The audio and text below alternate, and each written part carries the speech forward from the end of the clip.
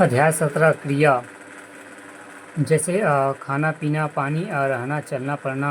यौगिक धातु तीन प्रकार से बनती है। पहला प्रेरणार्थ क्रिया धातु, दूसरा यौगिक क्रिया धातु, तीसरा नाम धातु। प्रेरणार्थ क्रिया धातु जहाँ कर्ता स्वयं कार्य न कर किसी दूसरे को कार्य करने की प्रेरणा देता है, वह प्रेरणार्थ क्रिया धातु होती है। अर्थात जिन क्रियाओं में कर्ता स्वयं कार्य न किसी दूसरे को कार्य करने में प्रेरणा देता है, वे प्रेरणार्थ क्रियाएँ कहलाती है। प्रेरणार्थ क्रिया के उदाहरण है मूल धातु, मूल क्रिया, प्रेरणार्थ क्रिया उठना, उठाना, उठवाना, उड़, उड़ना, उड़ाना, उड़वाना, चल चलना, चलाना, चलवाना। मूल धातु क्रिया एवं प्रेरणार्थ क्रिया जगना, जगाना, जगवाना, जीना, जिलाना, जिलवाना, देना, दिलाना, दिलवाना, पानी, पिलाना, पिलवाना, लिखना, लिखाना, लिखवाना, सोना, सुलाना, सुलवाना।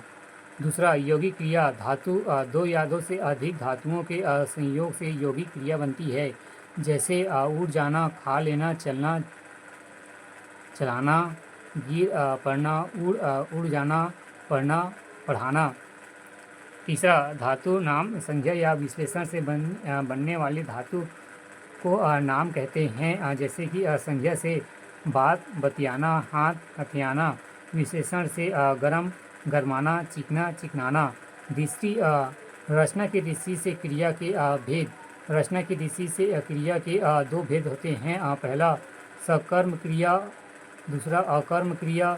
सकर्म क्रिया ट्रांजिटिव वर्ब, जिस क्रिया का फल कर्म पर पड़ता है तथा जिसके प्रयोग में कर्म की अनिवार्यता बढ़ जाती है, उसे सकर्म क्रिया कहते हैं। इनमें क्रिया का फल कर्ता पर नहीं पड़ता है। जैसे कि राहुल डायरी लिख रहा है, राहुल पत्र लिख रहा है।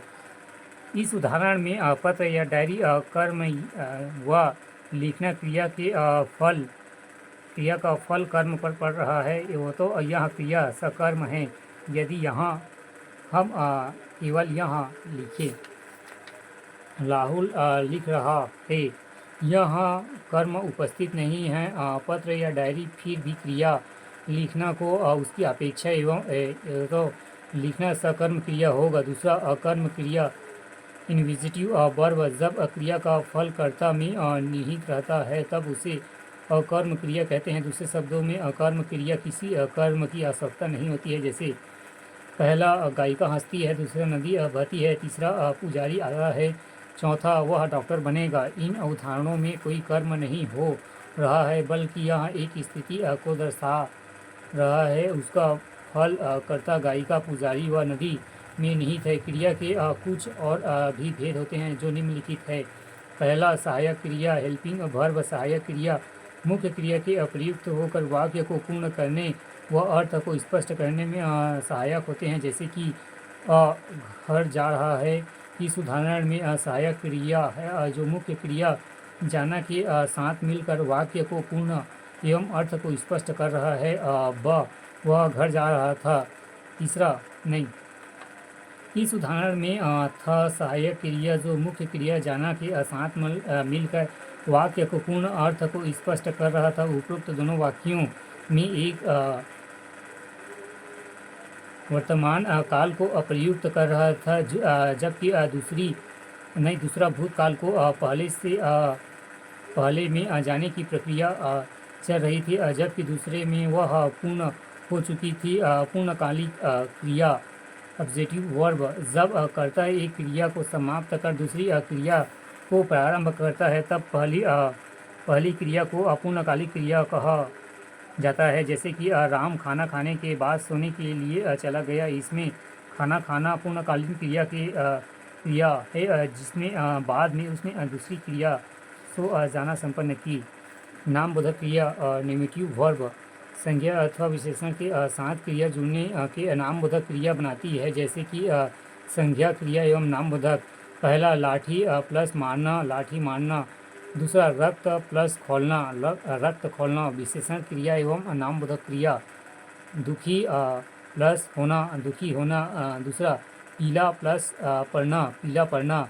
चौथा द्विकर्मक क्रिया ड्यूबल ट्रांसलेटिव वर्ब, जिस क्रिया के दो कर्म होते हैं उसे द्विकर्मक क्रिया कहा जाता है। जैसे भीम ने दुर्योधन को गदा से मारा, दो कर्म दुर्योधन गदा। राम ने विद्यार्थी को हिंदी पढ़ाया, राम करता विद्यार्थी हिंदी। संयुक्त क्रिया, जब कोई क्रिया दो क्रियाओं के संयोग से बनती है तब उसे संयुक्त क्रिया कहते हैं।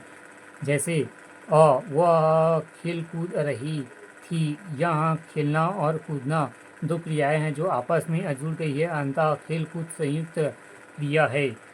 तुम आते जाते रहना, यह आना जाना दो असंक्रिय है जो आपस में जुड़ गई है, अतः आते जाते असंयुक्त क्रिया है। छठवां क्रियार्थक संज्ञा वर्ब नाउन, जब कोई क्रिया संज्ञा की भांति व्यवहार में आती है तब उसे क्रियाकर्ता संज्ञा कहते हैं। जैसे पैदल चलना स्वास्थ्य के लिए लाभदायक होता है, यहाँ पैदल चलना का प्रयोग संज्ञा के रूप में हुआ है, अतः वह क्रियार्थक संज्ञा है। बैठे रहने से कार्य नहीं बनता, यहाँ बैठे रहना का प्रयोग संज्ञा के रूप में हुआ है, अतः वह क्रिया संज्ञा है।